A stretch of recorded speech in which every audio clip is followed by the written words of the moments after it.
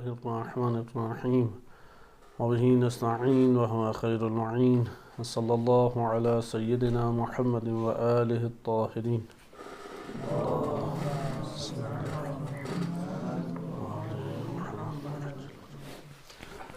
الکافی سے کتاب التوحید کی ابواب اور احادیث کی شرح آپ کی خدمت میں پیش کی جا رہی تھی۔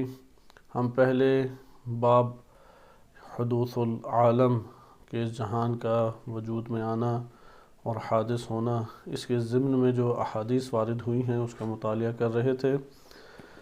حدیث نمبر 5 ہم نے گزشتہ درس میں ملاحظہ کی تھی۔ اس حدیث میں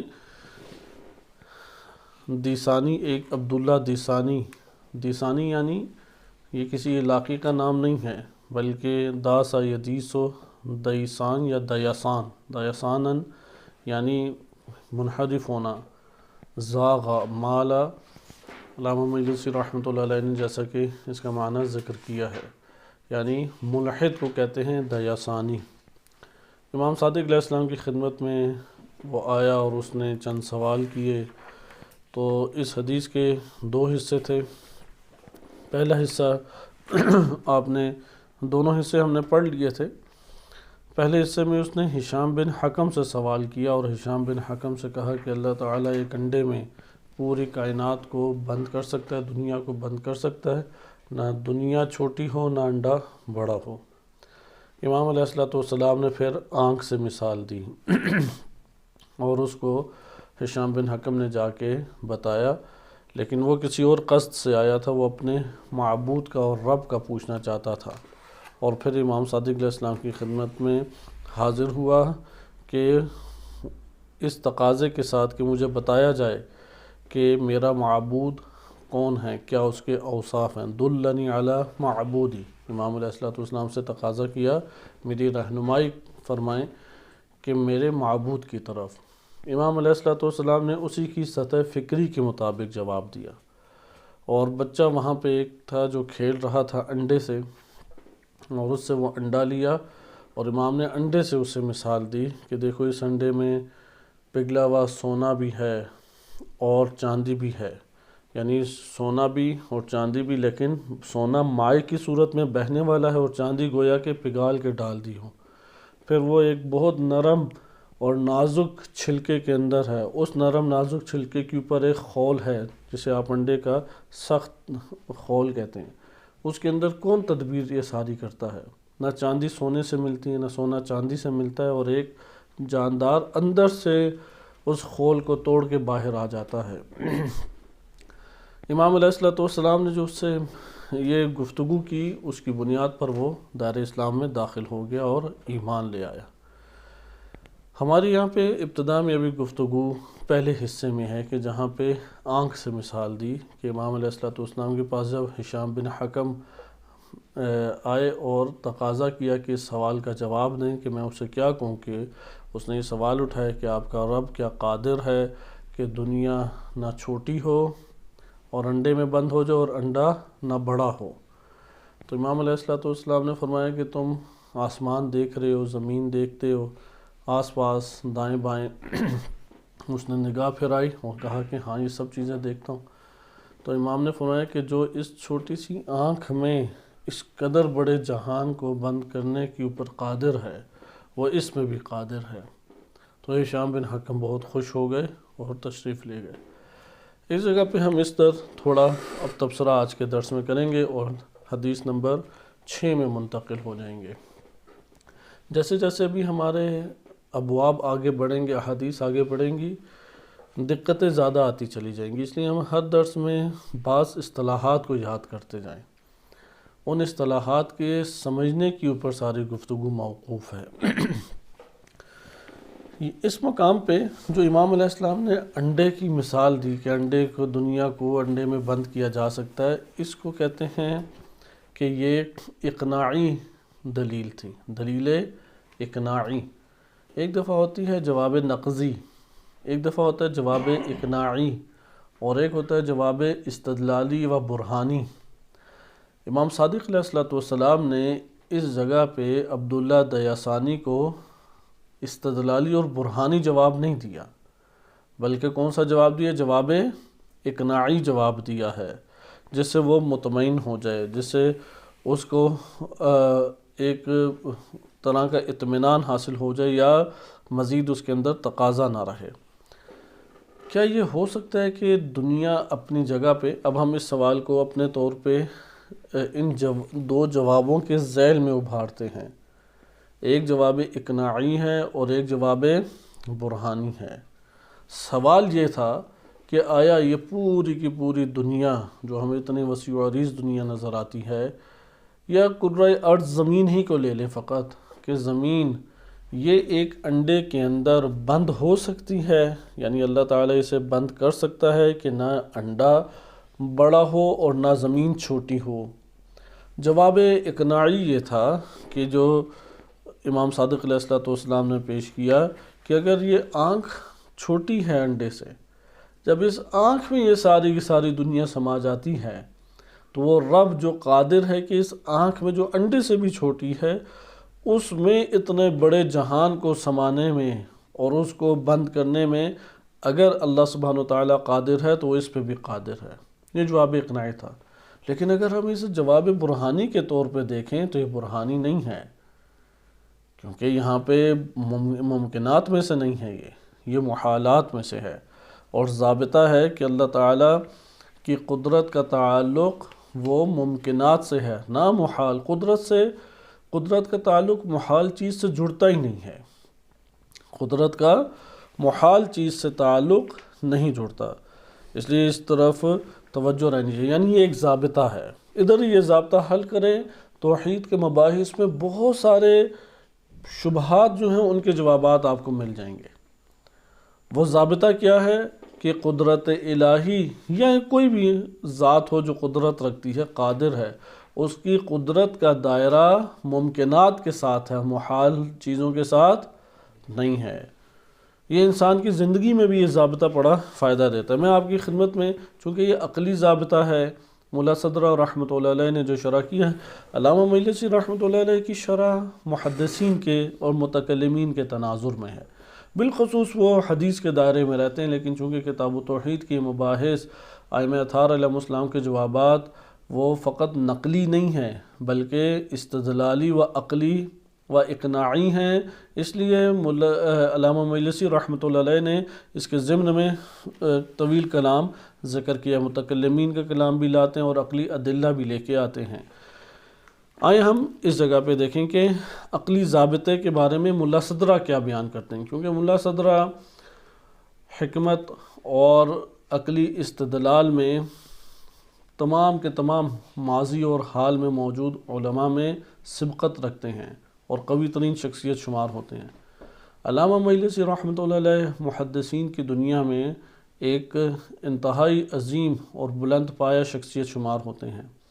ہم اس جگہ پہ چونکہ عقلی طور پہ ہم ضابطہ پڑھ رہے ہیں، اس لیے ملا صدرہ رحمۃ اللہ علیہ کی شرح سے استفادہ کرتے ہوئے یہ ضابطہ آپ کے سامنے پیش کیا جا رہا ہے۔ اس کے اوپر سوچیں گے تو مسئلہ حل ہوگا، لیکن ملا صدرہ کا پہلے ہم بیان مطالعہ کر لیں، اس کے بعد ہم اس کو دیکھتے ہیں۔ ملا صدرہ یہاں پہ ذکر کرتے ہیں کہ فَيَصِحُ تَعَلُّقُ وَاعْلَمْ أَنَّ مَعْنَى قَوْنِهِ تَعَالَى قَادِرًا، جان لو کہ اللہ کے قادر ہونے سے کیا مراد ہے۔ اللہ کے قادر، اللہ تعالیٰ کے قادر ہونے کا معنی کیا ہے؟ عَلَى كُلِّ شَيْءٍ، کہ اللہ ہر شے پہ قادر ہے، اس کا کیا مطلب بنتا ہے؟ أَنَّ كُلَّ مَا لَهُ مَاهِيَّةٌ امکانیۃ او شیئیہ تصوریہ، ہر وہ جس کے لیے ماہیت امکانیہ یا شیء تصوریہ ہے، فیصح تعلق قدرتہ بہ، یعنی ہر وہ شے، ماہیت ادھر اس لیے کہا کہ اللہ تعالیٰ کے ما سوا کو ماہیت سے تعبیر کیا جاتا ہے۔ اللہ سبحانہ وتعالیٰ کے علاوہ جتنی بھی ہستیاں ہیں، چاہے وہ انبیاء و ائمہ علیہ السلام ہوں، چاہے فرشتگان ہوں، بزرگ ترین فرشتے ہیں اور دیگر فرشتے ہیں، چاہے وہ نباتات، حیوانات، جمادات ہوں، کوئی بھی خلقت ہو، کیونکہ ہمارے پاس یہ چند مجموعے جو ہمارے علم میں ہیں، باقی اللہ تعالیٰ نے کیا کیا خلق کیا ہے ہمارے علم سے اور دائرے سے باہر ہے، لیکن جو کچھ بھی اللہ نے خلق کیا ہے اللہ کے ما سوا کو چند نام دے دیے جاتے ہیں، صحیح ہے؟ ما سوا اللہ یعنی اللہ کے علاوہ، ذات باری تعالیٰ کے علاوہ اس کو چند نام دے دیے جاتے ہیں۔ ان میں سے ایک نام ہے عالم، عالم یعنی ما سوا اللہ، یہ اصطلاح روایات میں بھی استعمال ہوئی ہے۔ یہ اصطلاح شیخ کلینی رحمۃ اللہ علیہ نے آغاز میں اس باب کے حدوث العالم، یہی عالم مراد لیا ہے۔ دوسری اصطلاح ہے ممکن الوجود، امکان، ممکن امکان۔ تیسری اصطلاح ہے ماہیت، ماہیت کہہ دیا جاتا ہے۔ اللہ سبحانہ وتعالیٰ کی کوئی ماہیت نہیں ہے، لیکن اللہ کے مد مقابل اگر ہم قرار دیں کسی موجود کو، چونکہ وہ مخلوق ہے اللہ کی، اللہ مالک ہے، وہ مربوب ہے، اللہ رب ہے، وہ مرزوق ہے، اللہ رازق ہے، تو یہ جتنے بھی ہیں مد مقابل ماہیت شمار ہوں گی، ان کی حدود ہیں، ماہیت کہ جس کی حد ہو، اور اللہ سبحانہ وتعالیٰ کی کوئی حد نہیں ہے۔ ماہیت کا فلسفی معنی کیا ہے، ایک بڑی بحث ہے، ہم اس سے باہر ابھی اس میں وارد نہیں ہوں گے۔ صرف یہ جاننے کہ ماہیت کیا ہوتی ہے، ماہیت ہوتی ہے کہ جو اللہ کے ما سوا پہ ماہیت کا لفظ بولا جاتا ہے۔ یہاں پہ یہ ضابطہ بیان کر رہے ہیں، ان کل ما لہو، ان کل کی ما لہو ماہیت امکانیت او شیئیت تصوریت فیصح تعلق قدرتہ بہ، کہ ہر وہ چیز جس کی ماہیت امکانی ہے، یعنی وہ ماہیت اور ممکن الوجود ہے۔ ادھر امکانیہ کہہ کے ایک احتمال دے سکتے ہیں، خارج کیا ہے کہ اللہ کی ماہیت کے بارے میں کہتے ہیں ماہیتہ انیتہ۔ فلسفے میں دو باتیں کی جاتی ہیں، جب ماہیت کا لفظ استعمال ہوتا ہے ما سوا اللہ کے لیے، اللہ کے علاوہ، ادھر تو کہتے ہیں کہ اللہ کی ماہیت ہی نہیں ہے، صحیح ہے؟ اللہ کی ماہیت نہیں۔ آپ ماہیت کا ایک معنی کر سکتے ہیں حقیقت، ایک معنی آپ کر سکتے ہیں کہ حد الوجود۔ یہ ملا صدرہ رحمۃ اللہ علیہ نے معنی اسفار میں ذکر کیا، 3-4 تعابیر اسفار میں لے کے آئے ہیں۔ آپ فی الحال حقیقت کہہ لیں، ایسی حقیقت کہ جس کی حد ہے، درست ہے، جس کی حد ہے، اسے ماہیت کہتے ہیں۔ اگر آپ اس طریقے سے آئیں تو ہم کہیں گے اللہ کی کوئی ماہیت نہیں، لیکن اگر آپ حقیقت کے اعتبار سے آئیں تو پھر تو اللہ کی ماہیت ہے یا نہیں، اس معنی میں اللہ سبحانہ وتعالیٰ کی حقیقت ہے، تو یہاں پہ کہیں گے اس کی پھر حقیقت کیا ہے، وہ اس کی ذات ہی جانتی ہے کہ اس کی حقیقت کیا ہے۔ کن ہے حقیقت اور تمام معلومات فقط اللہ تعالیٰ کے پاس ہے، لہذا کہہ دیا جاتا ہے۔ دوسری تعبیر حکمت اسلامی میں استعمال کی جاتی ہے ماہیتہ انیتہ۔ یہاں پہ ملا صدرہ جب بیان فرما رہے ہیں کہ ماہیت امکانیت، یعنی ممکن ہے کہ انیت کو خارج کرنے کے لیے کہ ہم ادھر وہ ماہیت ذکر کر رہے ہیں کہ جو امکانی ہے، یعنی اللہ تعالیٰ کے ہر وہ چیز جو امکانی ماہیت رکھتی ہے، یعنی ممکن الوجود ہے یا مخلوق ہے، آپ آسان اگر الفاظ میں کہنا چاہیں تو یہ بھی کہہ سکتے ہیں مخلوق ہے، ہر وہ ذات کہ جو ماہیت امکانی ہے، ممکن الوجود ہے، یا شیء تصوری، تصور اس کا ہو سکتا ہے، ایک ایسی شے تصور جس کا ہو سکتا ہے، اللہ تعالیٰ کا تصور نہیں ہو سکتا، بس ہر وہ شے جو ممکن ہے، وجود اس کا ہونا ممکن ہے۔ نمبر 2، اس کا تصور ہو سکتا ہے، اللہ کی قدرت کا اس سے تعلق بھی قائم ہو سکتا ہے، اللہ تعالیٰ کی قدرت کا اس سے تعلق بھی قائم ہو سکتا ہے۔ وَأَمَّا الْمُمْتَنِعَاتِ، وہ جو ممتنع ہیں یعنی وجود میں آ ہی نہیں سکتے، دائرے وجود میں قدم ہی نہیں رکھ سکتے، صحیح ہے؟ فَلَا مَاهِيَّةَ لَهَا، ممتنعات کی کوئی ماہیت اور حقیقت ہی نہیں ہوتی، کیونکہ ہوتا ہی نہیں ہے کہ حقیقت ہو۔ ممتنع یعنی معدومات، جن کا کوئی بھی وجود نہیں ہوتا، یعنی ایک شے خارج میں وجود ہی نہیں رکھتی کہ آپ اس کے بارے میں کہیں کہ اس کو آپ فلاں اس کے ساتھ کر لیں، آپ اس کے اوپر اپنی قدرت کو ظاہر کریں۔ آپ کہیں گے میں تو قدرت ظاہر کروں لیکن چیز تو ہو سامنے، جیسے میں نے گزشتہ درس میں مثال دی کہ آپ کہتے ہیں کہ برادر یہ گلاس پانی کا پکڑا دیں، آپ کہیں کون سا گلاس؟ گلاس سامنے ہو ہی نہ، آپ کہیں گے گلاس تو ہے۔ تو جب تک وجود نہیں رکھے گا آپ کے پکڑانے کی قدرت تو آپ کے پاس ہے، اس قدرت کا تعلق اس سے قائم ہو سکے گا؟ نہیں ہو سکے گا۔ وہ کہ میرے ذہن میں ہے، تو آپ کہ میں نے پکڑا دیا، اپنے ذہن میں پکڑا بھی دیا۔ اگر اسی طرح جو وجود ہی نہیں رکھتی گفتگو کرنی ہے تو وہ تو اس کے اوپر کوئی بھی آپ حکم لگا سکتے ہیں، اس کا کوئی حقیقی وجود نہیں ہوتا، وہ خیالی ہے، وہ حقیقت سے تعلق نہیں رکھتا۔ لہذا ما لا ماہیت لہا ولا شیئیہ، ان ممتنعات کی نہ ماہیت ہے نہ شیئیت ہے۔ مولا صدرہ رحمۃ اللہ علیہ نے ایک تفصیلی بحث اس موضوع کے اوپر کی ہے کہ شیئیت اور وجود آیا آپس میں مساوق ہیں یا نہیں، صحیح ہے؟ کیونکہ جب اس کا اطلاق کرتے ہیں خارج میں تو مصادیق تو ہمارے سامنے ایک آ رہے ہیں، مفہوم ان کا ایک ہے، مصادیق ان کے ایک ہیں، یہ فلسفی جداگانہ بحث ہے۔ ہم اس جگہ پہ آسان طریقے سے چلیں، ماہیت کا اطلاق ما سوا اللہ پہ ہوتا ہے، اللہ کے سوا جو بھی خلقت ہے۔ نمبر 2، اللہ سبحانہ وتعالیٰ کی قدرت کا تعلق ممکنہ ماہیت سے ہوتا ہے کہ جو وجود کے دائرے میں آ سکتی ہے یا آئی ہوئی ہے، آ سکتی ہے یا آئی ہوئی ہے۔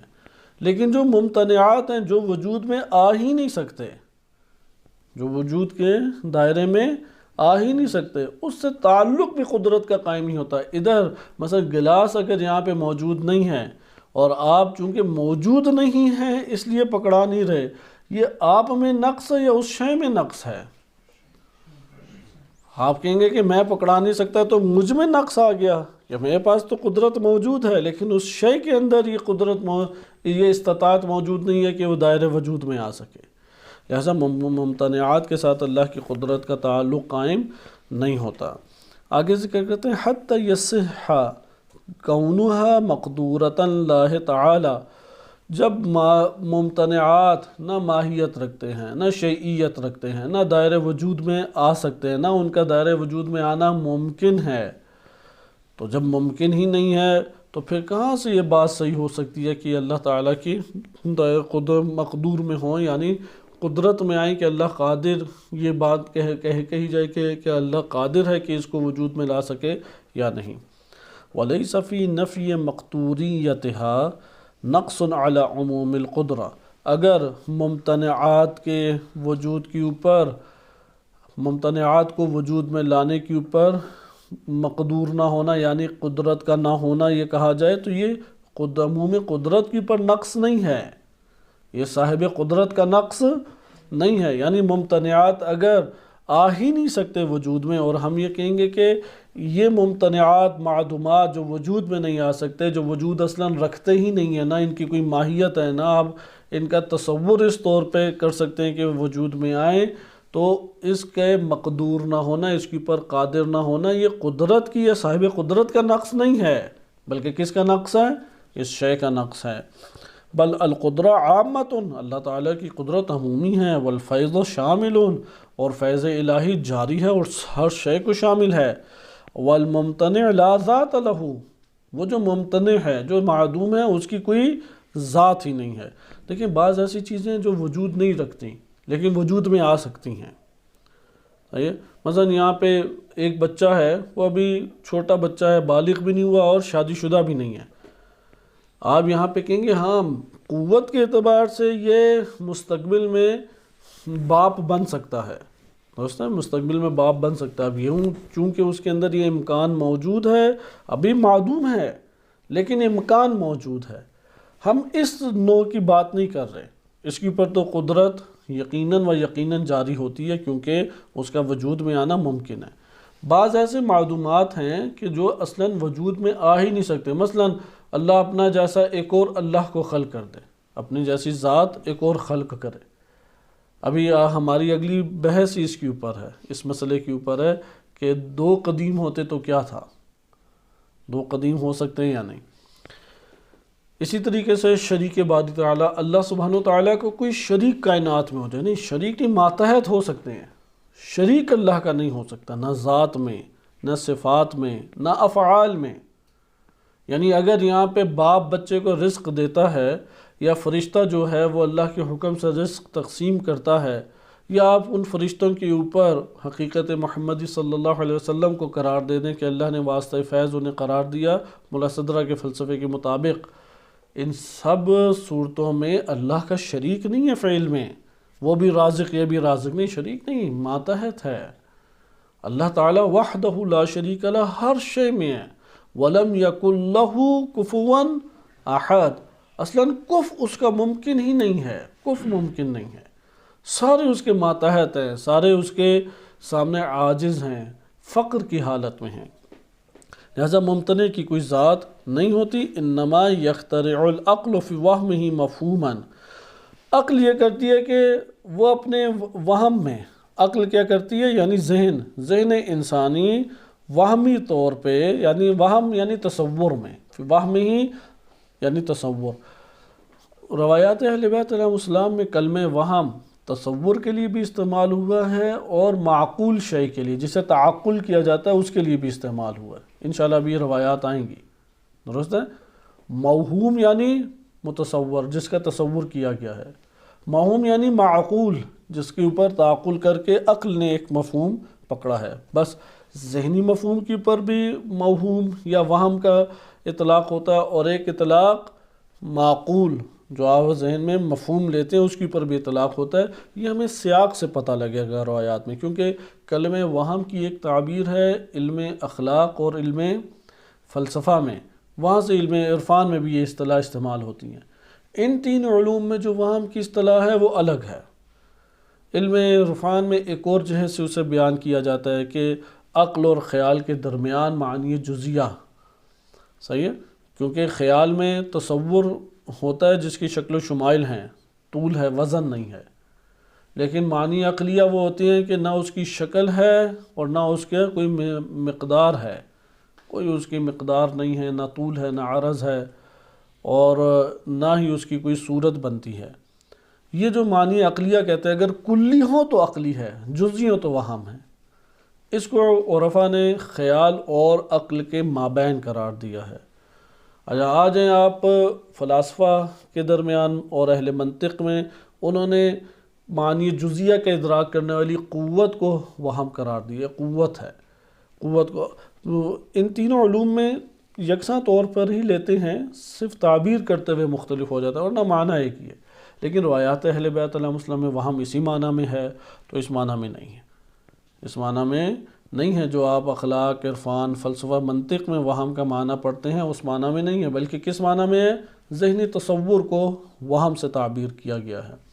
یہاں پہ ملا صدرہ رحمۃ اللہ علیہ اسی کی اتباع میں یہ کلمہ لے کے آ رہے ہیں کہ وَإِنَّمَا يَخْتَرِعُ الْعَقْلُ، عقل یعنی ذہن ایجاد کرتا ہے فی وہمہ اپنے تصور میں مفہوماً ایک ایسے معنی کو، ایک ایسے مفہوم کو، یجعلہ کہ یہی ذہن اس مفہوم کو قرار دیتا ہے۔ یجعلہ کی ہوا ضمیر لوٹ رہی ہے عقل کی طرف اور ہو ضمیر لوٹ رہی ہے مفہوم کی طرف، یہی ذہن انسانی اس مفہوم کو قرار دے دیتا ہے عنواناً، ایک ایسا جامع عنوان لامر باطل الذات، کس کے لیے؟ کہ وہ ذات جو باطل ہے، وہ ذات جو معدوم ہے، اس کے لیے ایک نام گھڑ کے اس کے رکھ دیتا ہے۔ یہ خود مفہوم ایجاد کرتا ہے اور اس مفہوم کو کس کے لیے قرار دے دیتا ہے؟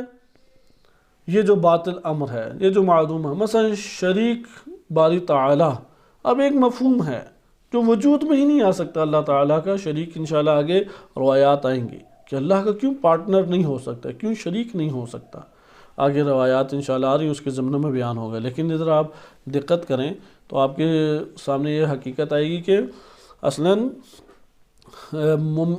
عقل یعنی ذہن فقط یہ کام کرتا ہے کہ ایک شے جو وجود میں ہی نہیں آ سکتی، معدوم ہے، جیسے شریک باری تعالیٰ، اب اس کے اوپر ایک حکم لگا دیا، ایک مفہوم گھڑا اور اس کے ساتھ چسپاں کر دیا، تو یہ کس نے کیا؟ کوئی خارج میں، حقیقت میں، ہمارے ذہن سے باہر، ہمارے نفس کی خیالی دنیا سے باہر کوئی اس طرح کا آپس میں تعلق قائم ہو سکتا؟ نہیں، تعلق قائم نہیں ایسا ہو سکتا۔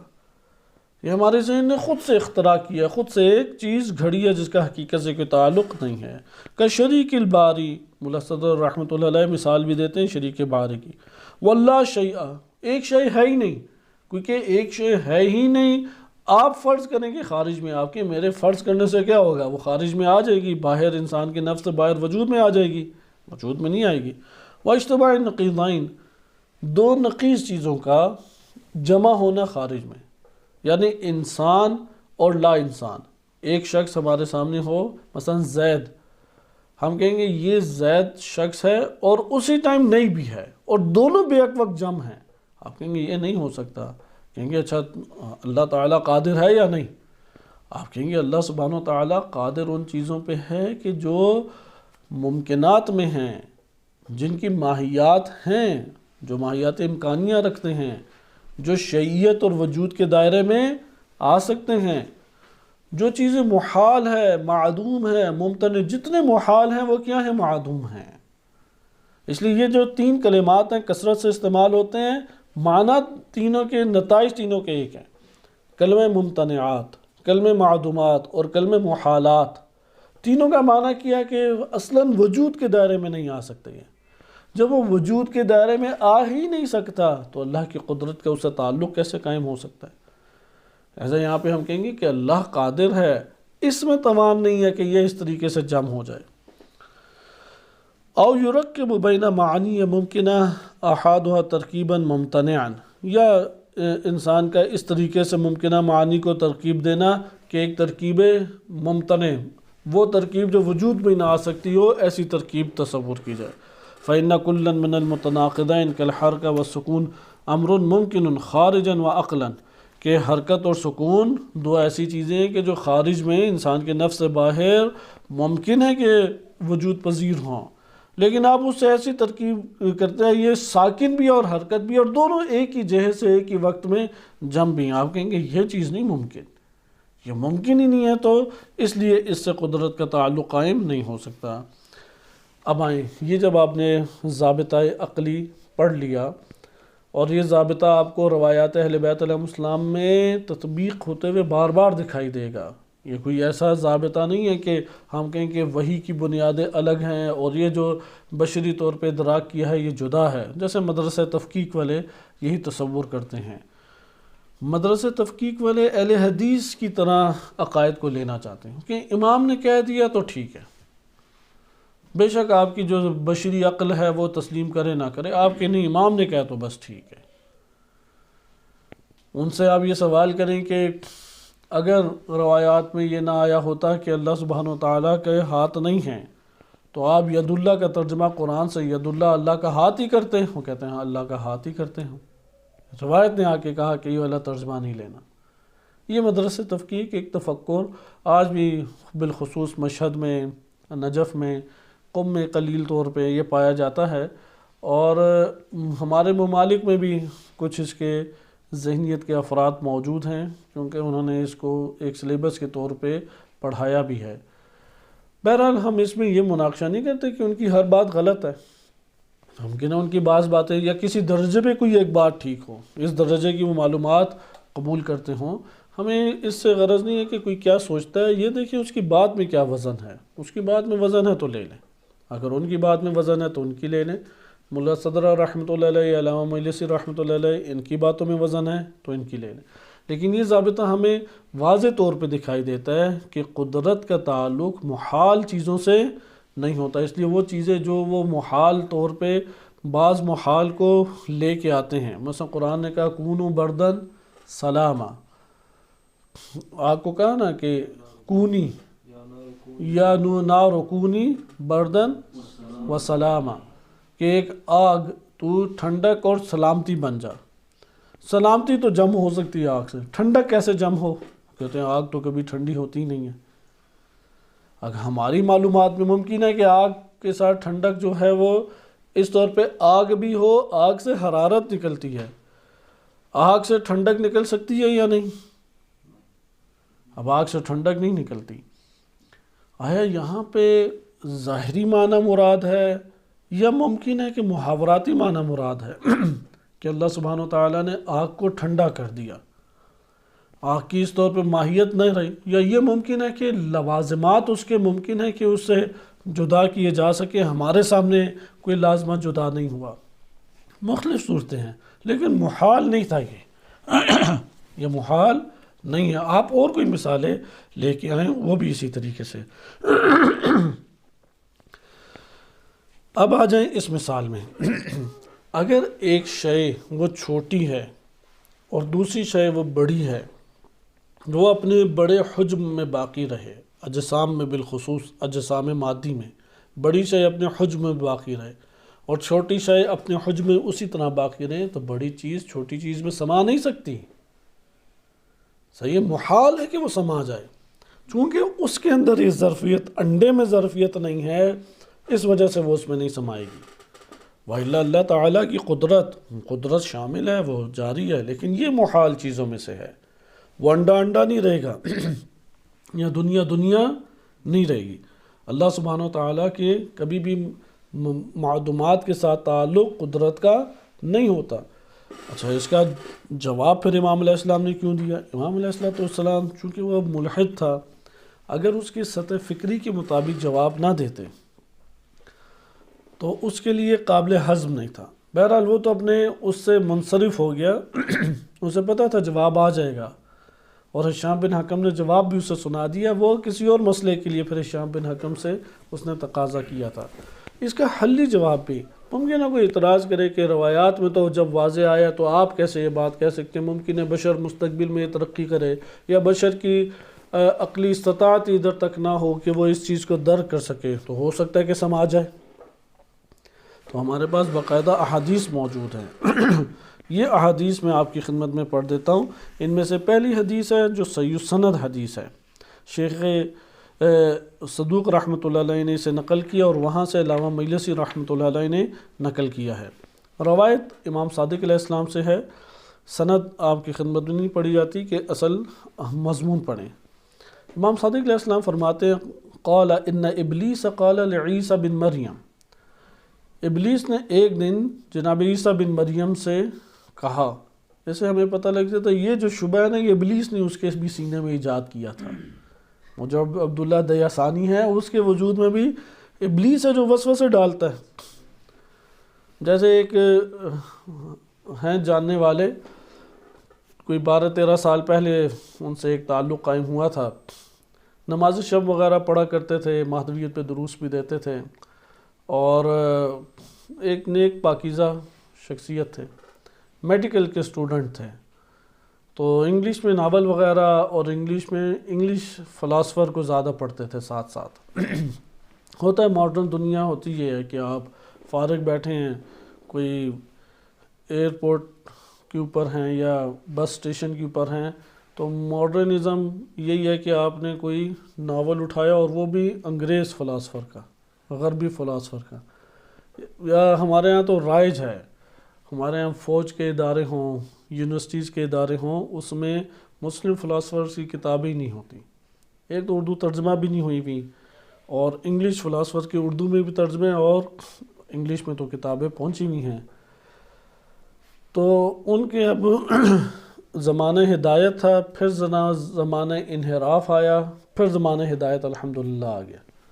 گفتگو ہماری ان کے ساتھ ایک عرصہ چلتی رہی، تو وہ پھر الحمدللہ زمانہ ہدایت دوبارہ آ گیا. انحراف کیسے شروع ہوا؟ نماز شب پڑھ رہے تھے، تو اب نماز شب میں ایک ماحول ہوتا ہے، بقیہ سو رہے ہوتے ہیں، تنہائی کا عالم ہے.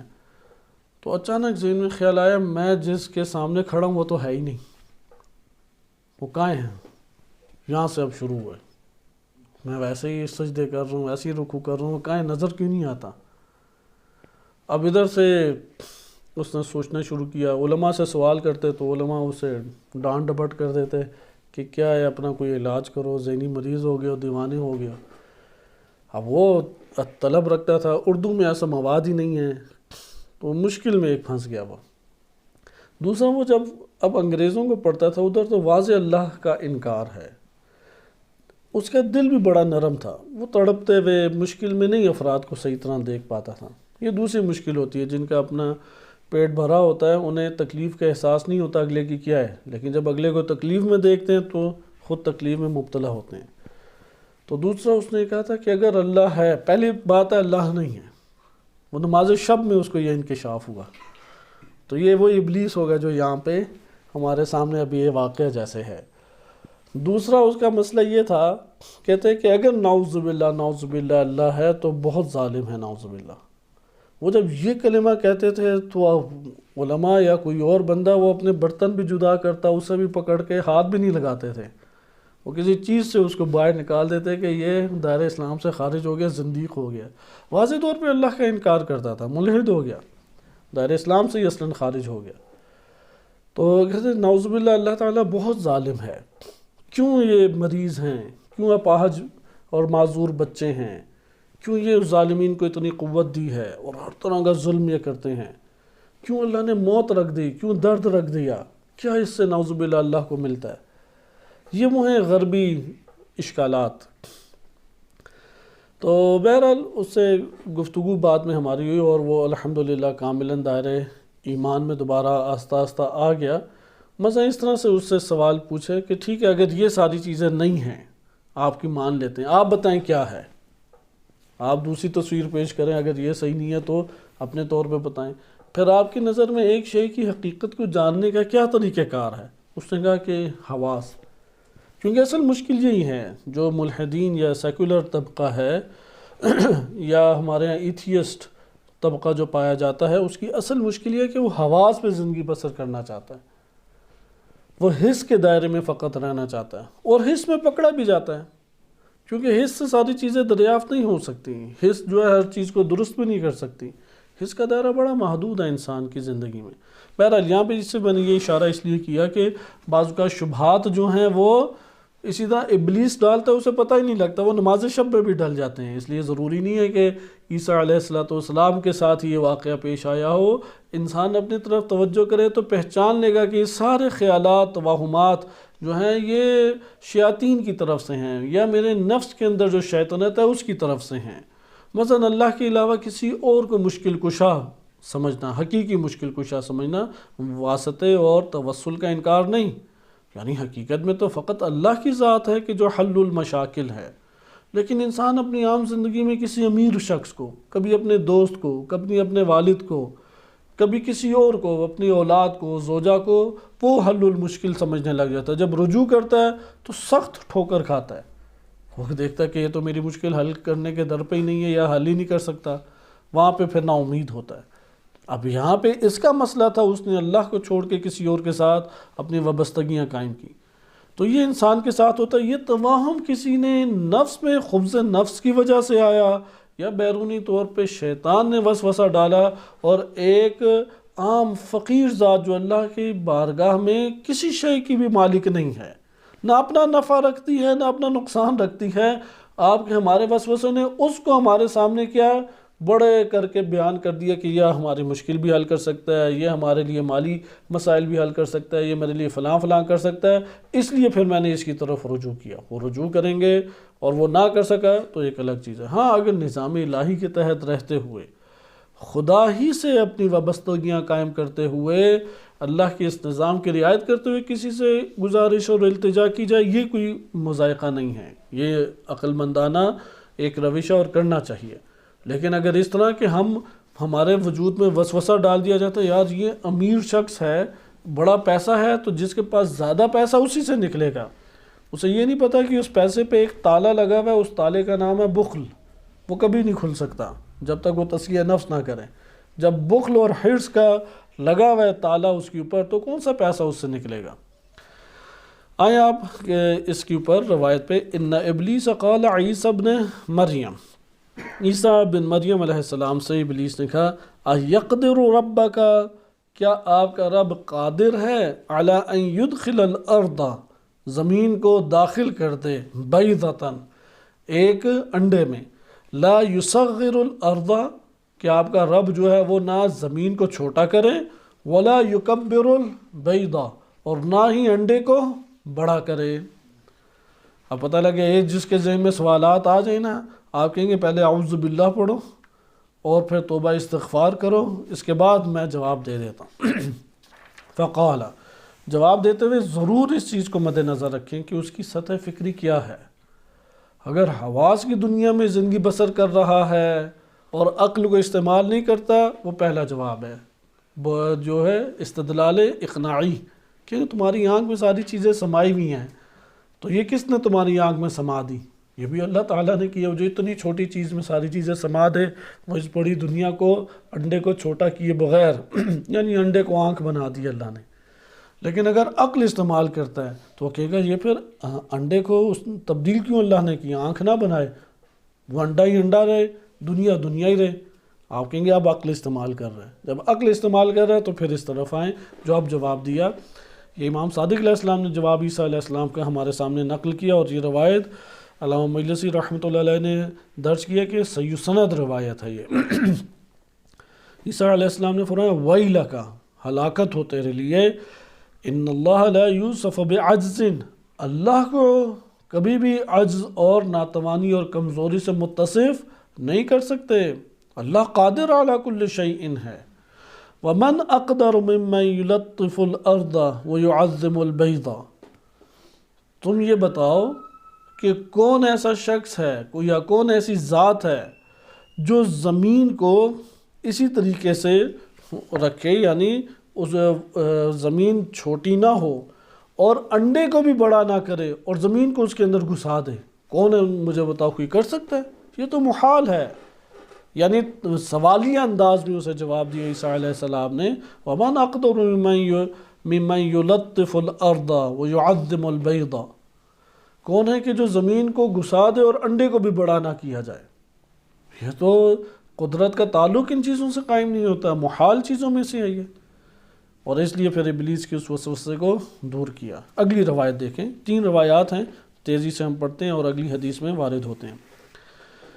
اس روایت میں امام صادق علیہ السلام فرماتے ہیں کہ قیل لامیر المؤمنین علیہ السلام، امام علی علیہ السلام سے پوچھا گیا، هل يقدر ربك ان يدخل الدنيا في بيضة من غير ان يصغر الدنيا او يكبر البيضة، کیا آپ کا رب یہ قدرت رکھتا ہے کہ دنیا کو داخل کر دے انڈے میں بغیر اس کے کہ نہ دنیا کو آپ کے رب نے چھوٹا کیا اور نہ انڈے کو بڑا کیا؟ قال، امیر المومنین علیہ السلام نے فرمایا، ان اللہ تبارک و تعالی، اللہ تبارک و تعالی لا ينسب الى العجز، اس کی نسبت عجز، ناتوانی اس کی طرف نہیں دی جا سکتی۔ والذی سألتنی لا یکون، تم نے جو سوال کیا وہ ہونے والا نہیں ہے۔ کیوں ہونے والا نہیں ہے؟ محال چیزیں ہیں، معدوم چیزیں ہیں، ممتنع ہیں، وجود میں نہیں آ سکتے۔ لا یکون امام علیہ السلام کا واضح جواب ہے، یہ بھی شیخ صدوق کی کتاب التوحید میں ہے۔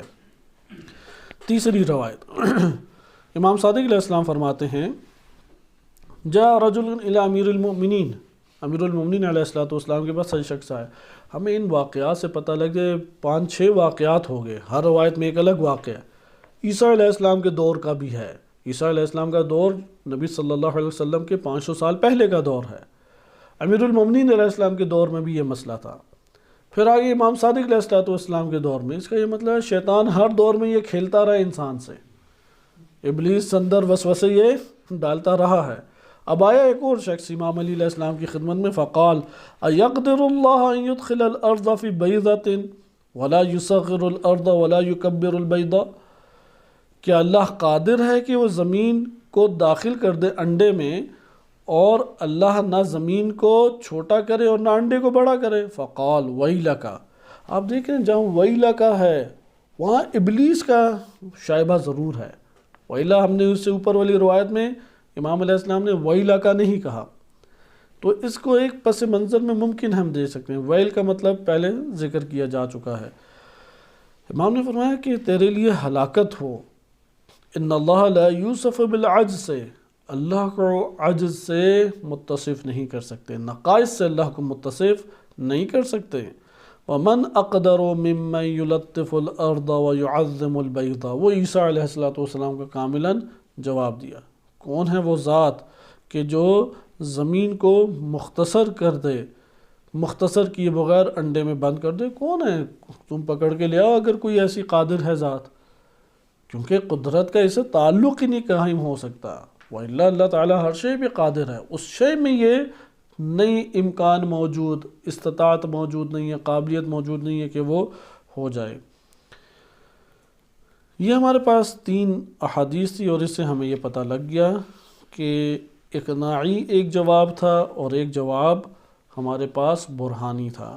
یہ جو دوسرے 3 احادیث ہیں یہ برہانی جواب پر مشتمل تھیں۔ امام صادق علیہ الصلوۃ والسلام نے اقناعی جواب دیا ہے۔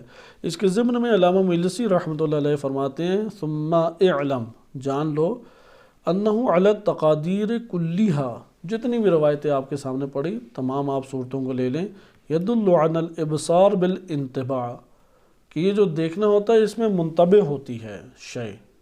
یہ اب اس دور میں جتنی سائنس ایجاد تھی اس کے مطابق انہوں نے آنکھ اور اس سے دیکھنے کے امور کو ذکر کیا ہے۔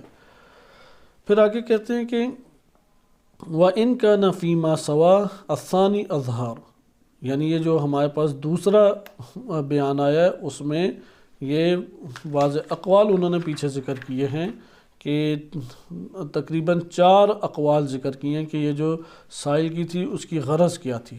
4 صورتیں پیش کی ہیں۔ پہلے کو جواب دیا کہ یہ جو پہلا ہم نے سوال اٹھایا اس میں صرف اور صرف آنکھ سے دیکھنے کے حوالے سے اس کا تعلق تھا۔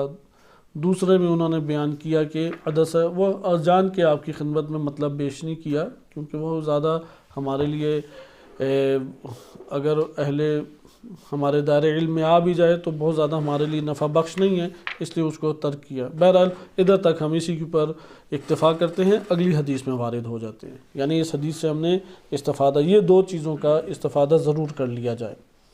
ایک استفادہ یہ ہے کہ سطح فکری کے مطابق گفتگو کریں۔ اگر عقل استعمال نہیں کرتا، حس کے دائرے میں حسی جواب دیں۔ آج کے دور میں اس اعتبار سے سائنس کی وسیع معلومات لیں۔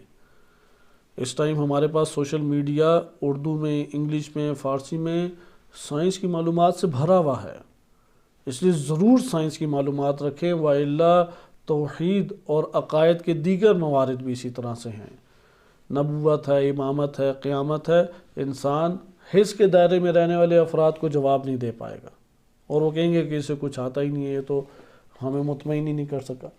اور آپ خود ایک اندازہ لگائیں، زیادہ تر لوگ، حتیٰ ہم حوزہ علمیہ میں بھی بعض اوقات یہ چیز دیکھتے ہیں، زیادہ تر افراد کس دائرے میں زندگی بسر کرتے ہیں؟ عقل کے دائرے میں یا حس کے دائرے میں؟ حس کے دائرے میں، ہاں، حتیٰ کہ وہ پی ایچ ڈی ڈاکٹر بن جاتا ہے۔ اب بعض نے تو ریاضت حس کی ہوتی ہے، جیسے کیمسٹری، فزکس، بیالوجی یا اسی طریقے سے دیگر جو افراد ہیں، انہوں نے تو حس کی کیا کی گئی ہے؟ ریاضت کی ہے۔ وہ حس سے باہر ہی نہیں آئے، انہوں نے تو لیبارٹری سے باہر سارے نہیں نکالا، تو لیبارٹری میں آنکھوں سے مشاہدہ کرتے رہے ہیں فقط، اس لیے وہ تو بہت شدید حس کے دائرے میں ہوتے ہیں۔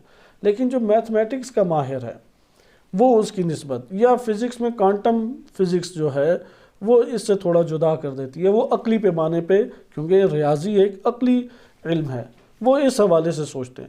ہاں بعض افراد، ایسا نہیں ہے کہ ساری اس طرح سے ہیں، لیکن حس کے دائرے میں اکثر افراد، حتیٰ پڑھے لکھے افراد حس کے دائرے میں زندگی بسر کرتے ہیں۔ حس کے دائرے میں اگر ہے تو پھر یہ والی مثالیں ہوں گی، یہاں تک کہ وہ آپ کو جواب دینے کے لیے عقل استعمال کرنا شروع کر دے گا۔ جب عقل استعمال کرنے لگے تو آپ کہیں گے ہاں اب تم دوسرے مرحلے میں آ گئے ہو، اب تمہارے لیے یہ جواب ہے کہ محال چیزیں ہیں جو وجود نہیں رکھتی اس کائنات۔ آپ عام مثالیں دینے لگ جائیں، کیونکہ فلسفی جو گفتگو ہے وہ کلی ہوتی ہے، مثال قریب لانے کے لیے جزئی دی جاتی ہے۔ آپ کہیں کہ آپ کے پاس اسی سے کہیں قدرت ہے یا نہیں، وَإِلَّا آپ کلی باتیں کریں گے اسے سمجھ ہی نہیں آنی۔ آپ کہیں گے تم گلاس اٹھا سکتے ہیں یا نہیں، وہ کہے گا اٹھا سکتا ہوں، کہو گے اچھا پھر مجھے یہاں پہ جو سامنے گلاس پڑا ہے وہ پکڑاؤ، وہ کہے گا کون سا گلاس پڑا ہے؟ آپ کہیں گے ہم بھی تو یہی کہتے ہیں کہ جو چیز نہیں ہے قدرت کا کیسے تعلق اس سے قائم ہوگا؟ اور وہاں پہ پھر آپ دیکھیں گے اللہ تعالیٰ کی عنایات ہوتی ہیں، بہت سی مثالیں ایسی ہوتی ہیں کہ انسان کے ذہن میں اچانک آتی ہیں، انسان اپنی خاصیت نہ سمجھے، یہ رہنمائی ہے، غیبی رہنمائی ہے، اللہ کی عنایت آپ کی اس نیت کی وجہ سے کہ آپ اس کو دائرہ اسلام میں لائیں، وہاں پہ اللہ سبحانہ وتعالیٰ نے لطف کیا کہ یہ چیزیں ہمارے سامنے آ جاتی ہیں، وَإِلَّا انسان فقر کے علاوہ فقر محض ہے۔ دوسرا آپ نے اس میں ضابطہ محالات کا ذہن نشین رکھیں، کیونکہ یہ آگے روایات میں بھی آئے گا۔ ہم اگلی حدیث میں وارد ہو جاتے ہیں، اور یہ جو اگلی حدیث ہمارے سامنے ہے اس میں ایک اور نئے طرح کی بحث شروع ہو گئی، اور وہ بحث وجود باری تعالیٰ سے ہے۔ میں آپ کے سامنے حدیث کا ایک حصہ پڑھ دیتا ہوں اور دوسرا حصہ انشاءاللہ تعالیٰ بعد میں، لیکن اس پہلے حصے کی شرح اگلے درس میں آپ کی خدمت میں بیان کی جائے گی۔ ایک دو اصطلاحات تیزی سے ہم نوٹ کر لیں گے۔ روایت ہے، علی بن ابراہیم نقل کرتے ہیں، شیخ محمد بن یعقوب کلینی نے اپنے عظیم ترین استاد اور شیخ علی بن ابراہیم سے نقل کی، انہوں نے اپنے والد گرامی ابراہیم بن ہاشم، بہت بڑی شخصیت تھی، کوفہ میں پہلی شخصیت تھی، قم میں پہلی شخصیت تھی جنہوں نے کوفہ کے محدثین کی حدیثیں ادھر نقل کی، اور ان سے سب کے سب محدثین نے نقل لی۔ اتنی عظیم اور جلیل القدر شخصیت تھی، کیونکہ قم بڑا متعصب تھا اس دور میں۔ قم میں اتنا متعصب تھا کہ اگر کوئی مرج تقلید کی سطح پہ شخصیت پہنچی ہو اور وہ ضعیف راویوں سے روایت نقل کر لے، اسے قم سے پکڑ کے نکال دیتے تھے۔ اتنے متشدد تھے قمی حدیث کے معاملے میں۔ اس لیے جیسے محمد بن عیسیٰ کے ساتھ کیا کہ انہیں قم سے پکڑ کے باہر نکال دیا کہ ضعیف راویوں سے کیوں لیا۔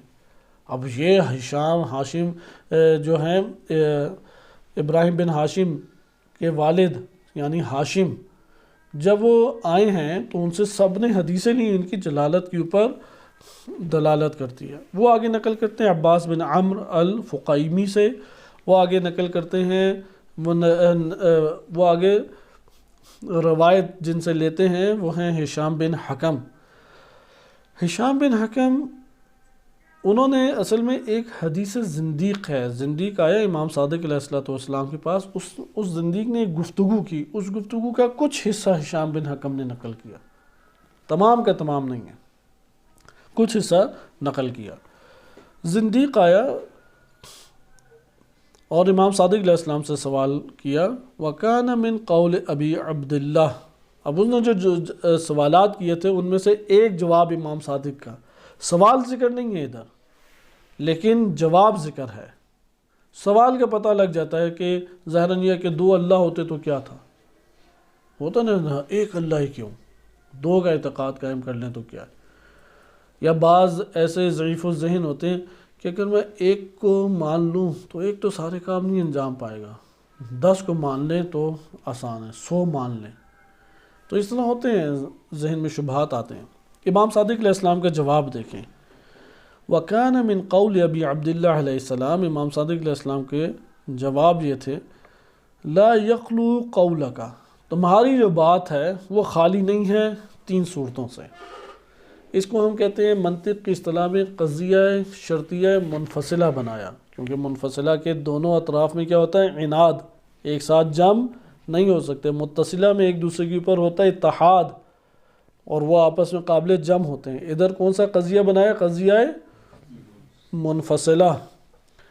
منفصلہ میں بھی دیکھیں کہ ہمارے پاس منفصلہ کی بھی تقسیم آتی تھی کہ اتفاقیہ ہے، عنادیہ ہے، یا طرفین کے آپس میں ملنے یا نہ ملنے کے اعتبار سے حقیقیہ، مانیت الخلو، مانیت الجمع۔ یہ میں نے ویسے آپ کے سامنے ایک ترتیب بیان کر دی کہ اس تناظر میں یہ حدیثیں زیادہ بہتر قابل فہم ہو سکتی ہیں، لیکن ہم ابھی ان اصطلاحات کے دائرے میں بات بیان نہیں کریں گے۔ فرماتے ہیں امام صادق علیہ السلام، تمہاری بات خالی نہیں ہو سکتے، انہما اثنان، اگر 2 تھے وہ 2 ہیں، من ان یکون قدیمین قویین، اور وہ دونوں قدیم بھی ہیں اور دونوں قوی بھی ہیں۔ صحیح ہے، تم اگر کہتے ہو کہ 2 اللہ، دونوں قدیم اور دونوں قوی، ایک تو یہ ہمارے پاس احتمال ہو گیا، اگر 2 اللہ ہوں تو کیا ہوں گے، دونوں قدیم بھی ہوں گے اور دونوں قوی بھی ہوں گے۔ او یکون ضعیفین، یا دونوں کیا ہوں گے، ضعیف ہوں گے۔ اگر دونوں قوی نہیں ہیں، 2 قدیم ہیں، 2 اللہ ہیں، ہم تمہارے فرض کے مطابق، تو تمہاری بات میں یہ جو 2 اللہ ہیں ان 3 صورتوں سے خالی نہیں ہیں، یا دونوں قوی ہیں یا دونوں ضعیف ہیں، یا تیسری صورت او یکون احدہما قویا والآخر ضعیفا۔ صحیح ہے، تیسرا کیا ہے کہ ایک قوی اور ایک ضعیف ہے، اس کے علاوہ کوئی اور صورت بنتی ہے، آپ خود سوچیں۔ ہم فرض کرتے ہیں کہ 2 اللہ ہیں، فرض کیا، ان میں سے دونوں یا تو قوی ہوں گے اللہ، آپ قدیم کے بجائے فی الحال اپنی گفتگو سمجھنے کے لیے اللہ لیں، یا دونوں قوی ہوں گے، طاقتور ہیں، قدرت ہیں، ان اوصاف سے متصف ہیں، یا دونوں ہی ضعیف ہیں، عاجز ہیں، یا دونوں میں سے ایک قوی اور ایک عاجز ضعیف ہے۔ درست؟ ذکر کرتے ہیں وَإِن كَانَ قَوِيَّيْنِ، اگر وہ دونوں قوی ہوں، فَلِمَا لَا يَدْفَعُ كُلُّ وَاحِدٍ مِّنْهُمَا صَاحِبَهُ، تو ان میں سے ہر ایک دوسرے کو کیوں دور نہیں کرتا؟ وَيَتَفَرَّدُ بِالتَّدْبِيرِ، اور تدبیر میں تنہا اپنے آپ کو وہ غالب کر دے۔ وَإِن زَعَمْتَ أَنَّ أَحَدَهُمَا قَوِيٌّ وَالْآخَرَ ضَعِيفٌ، اور اگر تم یہ قرار دے دو اپنے اس گمان میں کہ ایک قوی اور دوسرا ضعیف ہے، ثبت أَنَّهُ واحد، اس سے تو پتہ لگ جائے گا ایک ہے۔ کیوں؟ كَمَا نَقُولُ لِلْعَجْزِ الظَّاهِرِ فِي الثَّانِي، کیونکہ یہ جو عجز ہے دوسرے میں واضح ہے، جو ضعیف ہے اس میں عجز واضح ہے، اور جو عجز جس میں ہو تو بالاتفاق عوام الناس اس کو خدا نہیں مانتی، جو کمزور ہو عاجز ہو۔ فَإِن قُلْتَ إِنَّهُمَا اثْنَانِ لَمْ يَخْلُ مِنْ أَنْ يَكُونَ مُتَّفِقَيْنِ مِنْ كُلِّ جِهَةٍ، اور اگر تم یہ کہتے ہو کہ وہ دو تھے، فقط دو تھے، بقیہ کوئی اوصاف نہیں لے کے آتے، تو یہ بات بھی خالی نہیں ہے، یا ہر جہت سے دونوں متفق ہیں، یعنی ایک ہیں ہر جہت سے، او مفترقین من کل جہت، یا ہر جہت سے دونوں جدا جدا ہیں۔ فلما رأينا الخلق منتظما والفلق جاریا وتدبيرا واحدا واللیل والنہار والشمس والقمر، لیکن جب ہم مخلوق دیکھتے ہیں بڑی منظم صورت میں موجود ہے، ہم دیکھتے ہیں مثلا چلنے والی کشتیوں کو، یا فلک آسمانوں بھی کہتے ہیں کہ آسمانوں میں ستارے جو چلتے ہیں، تدبیر ہم دیکھتے ہیں ایک کی طرف سے ہے، دو نہیں کر رہے، رات آ رہی ہے، دن بھی آ رہا ہے، سورج بھی ہے، چاند بھی ہے، دل صحت الامر و تدبیر ہے۔ تو یہ جو امر اور تدبیر کا صحیح ہونا ہے یہ دلالت کرتی ہے، وَإِئْتِلَافُ الْأَمْرِ، اور یہ امر کا آپس میں منسجم ہونا ہے ایک نظم کے ساتھ اور ایک صحیح قانونی طریقے سے، یعنی تکوینی جو اللہ تعالیٰ نے لاز اور رسول اور قانون بنائے اس کے مطابق ہیں، عَلَىٰ أَنَّ الْمُدَبِّرُ وَاحِدٌ، کہ ان سب کی تدبیر ایک ذات کر رہی ہے۔ ثُمَّ يَلْزَمُكَ إِنْ اِدَّعِيتَ اثْنَيْنِ، اب اگر تم دعویٰ کرتے ہو دو کے، تو تمہارے لیے صحیح ہے، تو تمہیں کیا چیز لازم کر جائے گی؟ فُرْجَةُ مَا بَيْنَهُمَا، کہ وہ کیا ہے کہ جس نے ان دونوں کے درمیان جدائی کی ہے، یعنی دوئیت کا باعث کون سی چیز بنی ہے۔ یہ ساری باتیں بیان کرنے والی ہیں کیونکہ تمام کا تمام کلام منطق اور فلسفہ کے اوپر مشتمل ہے۔ یہ تقلیدی طور پہ اصلا لیا نہیں جا سکتا کیونکہ مد مقابل امام کو ماننے والا نہیں ہے، یہ اصلا تقلیدی اس کی ادھر مباحث نہیں ہے۔ وہ افراد جیسے مدرسہ تفقیق والے یہ بات بیان کرتے ہیں کہ تقلیدی طور پہ توحید کو اہل بیت علیہ السلام سے لیا جائے اور تعقل نہ کیا جائے، کیونکہ بشری تعقل جو ہے وہ بشری استطاعت کے مطابق ہے، وہی میں الگ طور پہ ہمارے پاس آیا ہے، یہ بات قبول نہیں ہے۔ لہٰذا آپ نے ادھر دیکھا کہ امام علیہ السلام کس طریقے سے اسے ذکر کر رہے ہیں کہ وہ دوئیت کس سے پیدا ہوئی، کیونکہ ایک شے میں کوئی نقطہ اختلاف ہوتا ہے، وہ فرجہ ہوگا تو وہ دو ہوں گے۔ اور اس طریقے سے پھر آگے وہ بیان کرتے ہیں کہ فصارت الفرجۃ ثالثا بینہما قدیما معہما، اور یہ جو فرجہ ہے جس سے وہ جدا ہوئے ہیں یہ تیسرا قدیم ہو گیا ان دونوں کے درمیان جو ان دونوں کے ساتھ ہے، اور اس طرح سے تمہیں دو کا نہیں تین قدیموں کا قائل ہونا پڑے گا۔ پھر آگے امام کی روایت ہے کہ انشاءاللہ تعالی اسے ہم بعد میں پڑھیں گے۔ ادھر فقط اور فقط قدیم کے معنی کے اوپر آپ دقت کریں۔ قدیم اور حادث یہ دو اصطلاحات ہیں، عربی اصطلاحات ہیں، عربی میں یہ عوام الناس بھی اس کلمے کو استعمال کرتے ہیں اور فلاسفہ متکلمین نے بھی استعمال کیا ہے۔ میں صرف ترتیب بیان کر دوں، تفصیل انشاءاللہ تعالی اگلے درس میں آئے گی، کیونکہ یہ ہمارے ہاں جو فلسفے کی کتابیں ہیں اس کی آخری مباحث میں شمار ہوتی ہیں، اس کے مقدمات اتنے طویل ہیں کہ ادھر تک طالب علم پہنچنے سے پہلے ہی اندر سے ہمت چھوڑ چکا ہوتا ہے، وہ اس لیے وہ پڑھ بھی لے تو صحیح سمجھ نہیں آتی یہ والے موضوعات، اور عموماً پڑھ ہی نہیں پاتے، بعض اوقات ایسا ہے۔ قدیم کے ایک ہے معنی عرفی اور ایک قدیم کے ہیں معنی اصطلاحی۔ قدیم کے عرفی معنی جو ہیں، عرفی یعنی عوام الناس، عربی جو معاشرے ہیں، عرب معاشروں میں کلمہ قدیم اور کلمہ حادث یہ دو کلمات استعمال ہوتے تھے، کلمہ قدیم اور کلمہ حادث۔ اس کا ایک ہے عرفی معنی، عوامی معنی، اسے آپ لغوی معنی بھی کہہ سکتے ہیں۔ وہ معنی کیا ہے؟ عرفی اور قدیمی معنی قدیم کا یہ ہے، اگر دو شخص ہیں، مثلا زید اور بکر لے لیں، یہ بیچارے دو پھنسے ہوئے ہیں کہ وہ تمام کی تمام کتابوں میں انہی کا تذکرہ آتا ہے، صحیح؟ تو یہ دو کے ذریعے مثال دی جاتی ہے، آپ کوئی اور نام بھی لا سکتے ہیں، ضروری نہیں ہے زید اور بکر ہی دو نام ہوں، ایک ہے زید اور ایک ہے بکر۔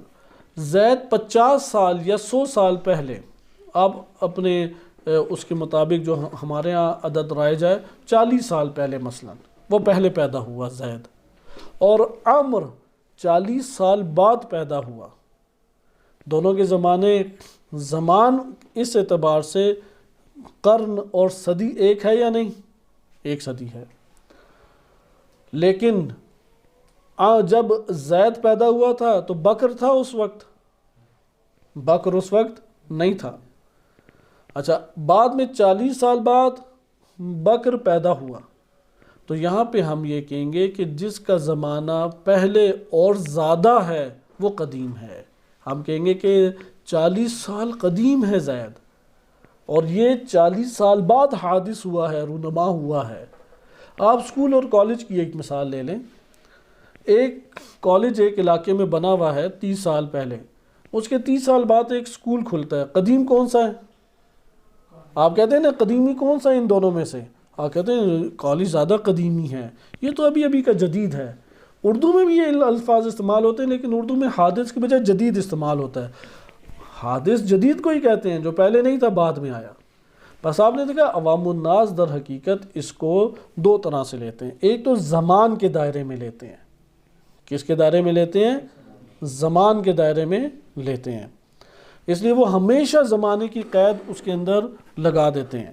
نمبر 2، عوام الناس نسبت کے اعتبار سے لیتے ہیں۔ اگر زید اور بکر کے درمیان آپ نسبت نہ دیتے تو آپ قدیم اور حادث کو بیان کر سکتے تھے؟ قدیم اور جدید بیان نہیں ہو سکتا، جدید وہی حادث ہے، یعنی حادث کا بہترین ترجمہ کیا ہے؟ جدید۔ اردو میں بہترین ترجمہ جدید ہے، وَإِلَّا جب مسبوق بالعدم کہتے ہیں تو 4-5 سال تو ممکن ہے کہ طالب علم کو بھی نہ پتہ لگے کہ یہ اس میں مفعول بنا کے انہوں نے سبقت سے معنی کیسے لیا ہے۔ ثابت کا معنی تو لے لیتے ہیں، اس لیے عوام الناس کے لیے تو اور زیادہ دشوار ہے، کیونکہ مسبوق بالعدم سمجھانے کے اعتبار سے آسان ہے، لیکن اس میں مفعول اور پھر جار مجرور اور پھر اس کے متعلق اس سے آپ معنی لے کے آئیں گے تو وہ نہیں صحیح طریقے سے خبر ہوتی۔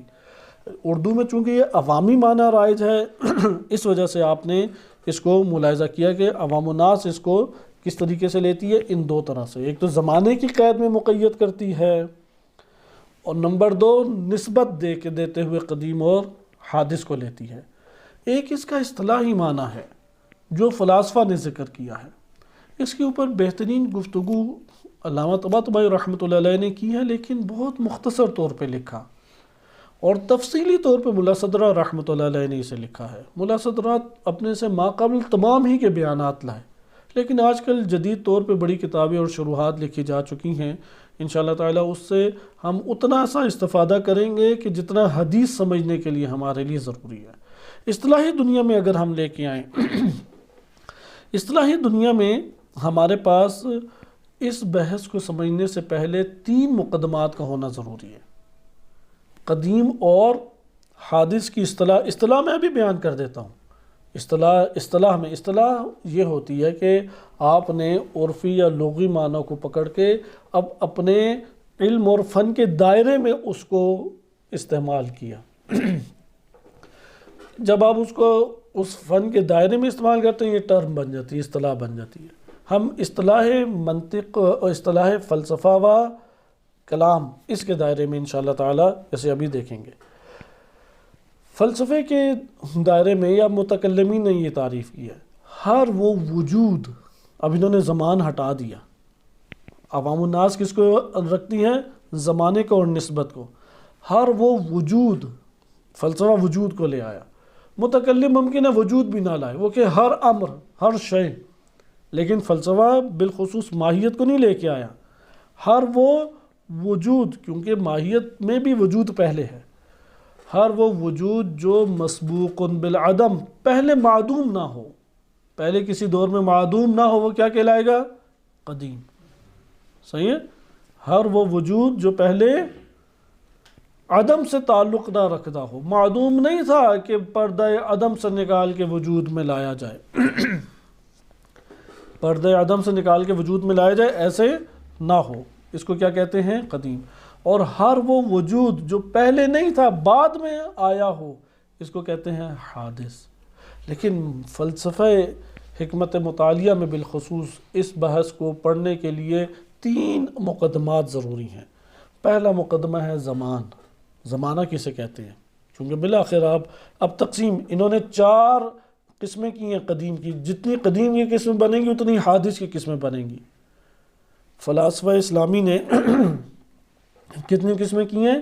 قدیم اور حادث کی 4 قسمیں کی ہیں. کیونکہ ان مباحث کے ذریعے سے روایات سمجھی جائیں گی، اس لیے اس کو اچھے طریقے سے پڑھیں. بقیہ کوئی فلسفہ نہیں یاد ہوتا، کوئی عیب نہیں ہے، لیکن اتنی مقدار ہو کہ جتنا راوی نے سوال کیے.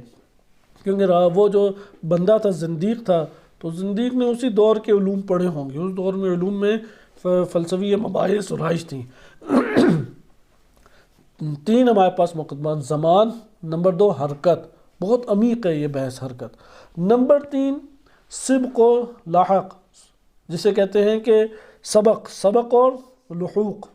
صحیح ہے، سبق و لحوق یا سبق و لحوق. اب ادھر اس بحث کا قدیم اور حادث کی کل بحث کا تعلق کس سے ہے؟ سبق اور لحوق سے ہے. سبقت اردو میں کہتے ہیں سبقت، اور بعد لاحق ہونا. سبقت اور لاحق کی، لحوق کی جتنی قسمیں کریں گے اتنی قسمیں کتنی بنیں گی؟ قدیم اور حادث کی بھی. در حقیقت سبقت کی انہوں نے 4 قسمیں کی ہیں، اور وہ 4 قسمیں کی ہیں، ان کے آپ نام درج کر سکتے ہیں. ایک ہمارے پاس آ جاتا ہے، اسی سے آپ قدیم اور حادث کے وہ قسمیں لکھ لیں. لیکن یہ قدیم اور حادث کی قسمیں کیوں ہیں؟ سبقت اور لحوق کی قسموں کی وجہ سے. پہلا ہے قدیم اور حادث زمانی، قدیم اور حادث زمانی. دوسرا ہے قدیم و حادث علی، قدیم اور حادث علی. تیسرا ہے قدیم و حدوث بالحق، قدیم و حدوث بالحق. اور چوتھا ہے قدیم و حدوث دہری. بس زمانی، علی، بالحق اور دہری، یہ 4 قسمیں بنتی ہیں. آپ ادھر تھوڑا سا سوچ سکتے ہیں، جب ایک چیز پہلے تھی ہی نہیں، ہم کیوں کہتے ہیں کہ وجود اور عدم الگ الگ چیزیں ہیں یا نہیں؟ کیونکہ ہماری بحث یہاں پہ نا وہ والا مسئلہ بھی حل ہوتا ہے جو فلاسفہ کے اوپر بعض اتہامات لگا دی جاتی ہیں. ادھر آپ ایک سوال میں ابھار کے اپنی گفتگو ختم آپ کی خدمت میں کر رہا ہوں. وجود اور عدم 2 آپس میں متناقضین ہیں یا نہیں؟ عدم یعنی لا وجود، وجود یعنی ہونا، اور بالفرض آپ وجود کا معنی رکھتے ہیں ہونا، اور عدم نہ ہونا. جب آپ یہ کہتے ہیں کہ وہ معدوم تھی، تو ادھر عدم اور وجود کو آپ نے یکجا کر دیا یا نہیں؟ یہ جملہ صحیح ہے یا غلط ہے؟ وہ معدوم تھی، اسے کہ تھی کہاں سے آ گیا ہے ہی نہیں، تھی ہی نہیں. وہ کیوں کہتے ہیں کہ معدوم تھی؟ معدوم کوئی شے ہے کہ ہو؟ اس کے اوپر غور فلاسفہ نے یہاں سے غور شروع کیا. اس لیے غور کیا، ایک تو 4 قسمیں زمانی، علی، بالحق اور دہری. دوبارہ تکرار کر دوں تاکہ ذہن نشین ہو جائے. قدیم و حدوث زمانی، قدیم و حدوث علی، قدیم و حدوث بالحق، قدیم و حدوث دہری. زمان میں چونکہ زمانہ تھا ہی نہیں، آپ کیسے کہہ سکتے ہیں کہ یہ زمانی طور پہ پہلے اور یہ زمانی طور پہ بعد میں؟ اللہ تعالیٰ زمانے کے طور پہ کیسے پہلے ہو سکتا ہے جب زمانہ ہی نہیں تھا؟ ایک سوال آپ کی خدمت میں. آپ خود سوچیں گے، آپ کہتے ہیں وہ معدوم تھی، مثلا میں معدوم تھا اب وجود میں آیا، اس سے کیا مراد ہے؟ یا روایات اہل بیت علیہ السلام ایسے آ جائیں کہ نہیں تھے، ما کانا ثم، مثلا پہلے نہیں تھا ثم یکون، پھر ہو گیا. صحیح ہے؟ یا اللہ سبحانہ و تعالی ہر شے سے قبل کل شیء، ہر شے سے پہلے ہے. صحیح ہے؟ یا قبل ما کان شیء، کوئی شے نہیں تھی تب اللہ تھا. اس سے کیا مراد ہے؟ آیا یہ کہ ہر شے معدوم تھی تو آپ کہیں گے کہ اچھا معدوم کوئی ایسا مفہوم ہے جو وجود رکھتا ہے کائنات میں، یا نہیں؟ اس سے آپ ممکن ہے کہ علی مراد لیں، قدیم و حدوث علی، قدم و حدوث بالحق، یا دہری؟ انشاءاللہ اسے اگلے درس میں مطالعہ کریں گے۔ صلی اللہ علیہ سیدنا محمد و آلہ طاہرین۔